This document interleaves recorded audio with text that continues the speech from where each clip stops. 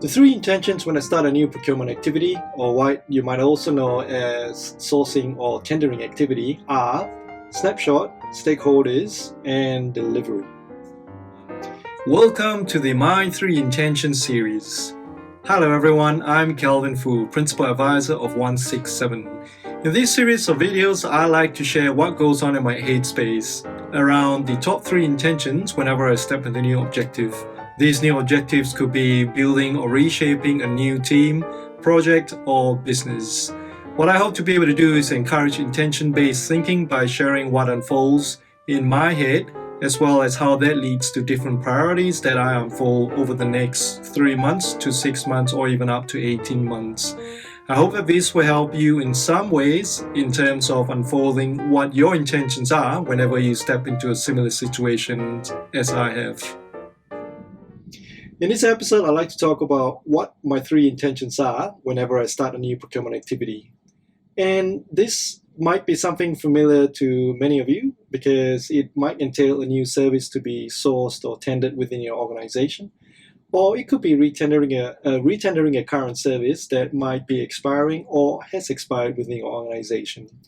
Typically, an objective of such a new procurement situation would either entail installing a new product or service that it's not in current existence within the business, or perhaps ensuring continuity of such a product or service that might be expiring or has expired within the business. And if I can imagine myself being day one walking into a new procurement activity, the first thing I'll be feeling would definitely be excited, as I typically do, because I'm typically excited about the opportunities that I could bring to this project, and also the opportunity in bringing different stakeholders towards co-creating what an emerging future could possibly look like for such a new product or service, or a product or service that we are looking at renewing. And just as excited as I am, I'm also typically anxious, because I'm anxious about what knowledge gaps that I would have to close as soon as I can, because these could entail things like technical gaps, or it could be a particular service or a particular technology or particular tool or material or something or product that I would need to immediately get ahead in terms of my knowledge gaps. And also feeling anxious also could relate to perhaps the current deliverables or current personal commitments that I will have to consider how I'm going to juggle. And just as much as I am both excited and anxious, typically my stakeholders are also just as excited, because it's a chance for them to make a difference in either a new service or the ability to renew an expiring or expired service. And also they'll just be as anxious, to be just as anxious as I would be, because they had to consider about their day-to-day commitments and how they will now have to line their diaries out to participating in this new procurement activity. And as you can imagine, the more strategic or higher criticality or impacts or higher risk such an activity will have, you mean that more of their time will be required. So they'd just be as anxious as I am, and also just as excited as I would be.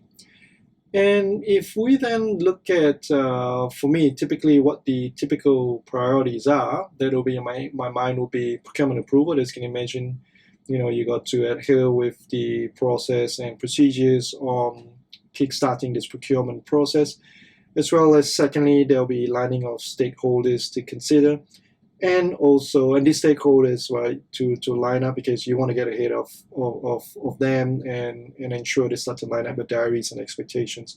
And then thirdly, of course, we got the resourcing considerations in terms of these three priorities. And if I then step through the three intentions that I mentioned, and that are snapshot, stakeholders, and delivery. With snapshot, the first item I will have to start to develop would be, what are the service or product intention that I have to consider? Because this service or product intention would mean, is this product being used by just one particular function, or is this product being used by many across the business, multiple end users? And for example, if it's a service or product that could relate to a technical service or a particular tool, it might only be used by the maintenance team, right? And such a service or product might not be used by everyone in an organization apart from the maintenance team. And if it's a platform or say an online-based service, or say a rostering system, or say some kind of a word processing online tool, then of course that's being used by everyone across the business. So the service or product intention in terms of the snapshot is important, to think about. And second would be, of course, you got your current contract and spend information.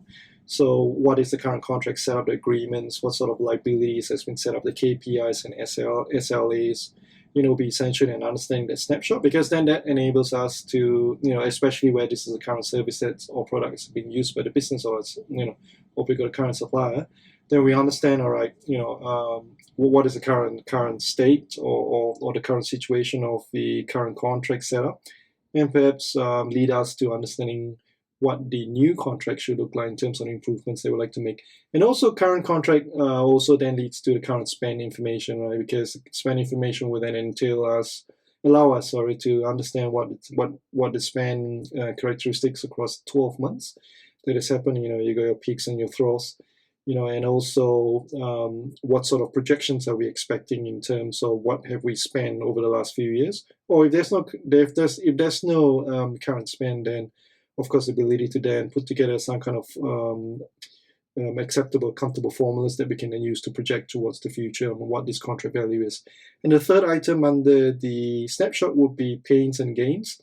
So pains could mean, what sort of challenges that the business experiences that would then relate to this new contract or this new procurement activity to be answered, as well as what sort of pains in terms of impacts to the current function that they will also like for this new contract to resolve. So it's not just pains within the current contract, if it's an existing contract, but there's also any kind of pains that the procurement activity might have identified that would need to be considered. And also with gains, you will have any kind of benefits that we would like to retain as part of this new contract, or any benefits that we intend to create under this new contract. And the fourth item would be the current market information. As you can imagine, knowing the market climate, the number of suppliers, is there only 2 suppliers, or is there a myriad of suppliers? And also, what are the challenges in terms of new entrants coming into this market? Any kind of technology changes or advancements that might influence the current market as well. And the fifth item would be part of snapshot would be budgets. So of course, understanding what sort of current spend would then enable us to project, because the understanding what sort of snapshot of budgets will also start to give us an idea what sort of approval process, right? And also knowing the budgets will also then lead to a communication with the various the budget owner and the stakeholders, and also the characteristics on what the projected spend will be.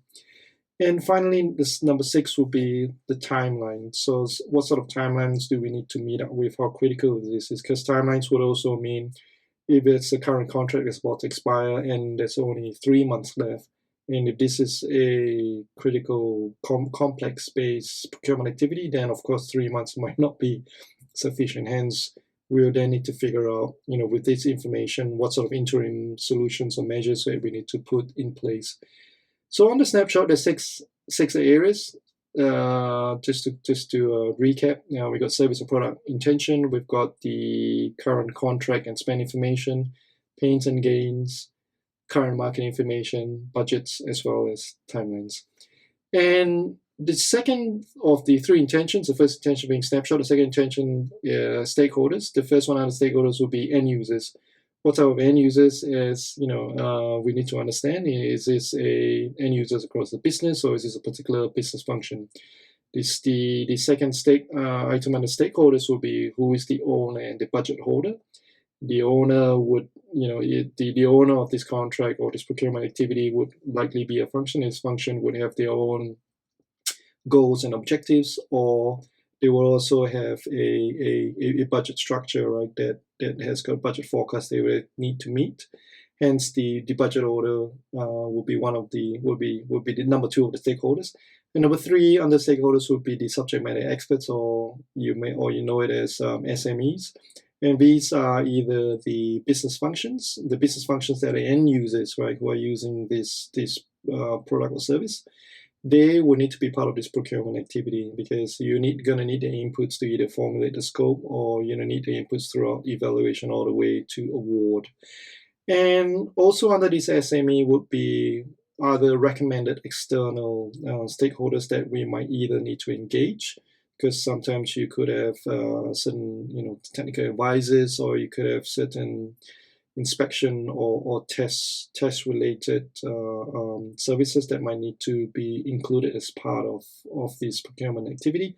And then fourthly under stakeholders is who are the approving parties. And approvals, as you can imagine, is not just in terms of who's going to sign off the procurement plan or strategy for this project to kick off, but it's also who will be approving the evaluation reports, and also who's going to be signing the award letters, or who's going to sign the final contract. Hence, under stakeholders, we've got end users, we've got the owner budget holder, we've got the SME, as well as we've got the approvals.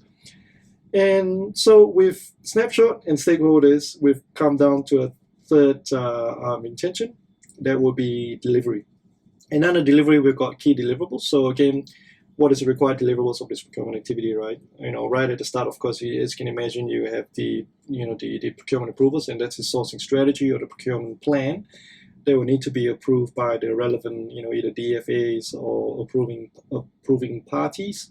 And then from there on, key deliverables will definitely include your scope, right? As you can imagine, the quality of the scope is typically, it directly impacts the output of this product and services. So if we got a good, robust scope, then typically the quality of the product and services in terms of its performance would be a lot more better in terms of the quality of scope. And of course, proceeding from your scoping, of course, you have got your evaluation, you've got your awards, and your implementation, and so on.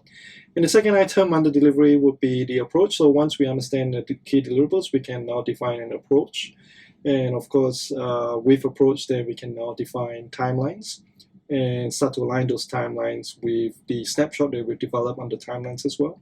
And then fourth item is, once we understand what the key deliverables, the approach, the timelines, and the timelines are, then we can now define what are the resources required, not just in terms of the procurement resources, but also the stakeholder resources required to participate in this procurement activity.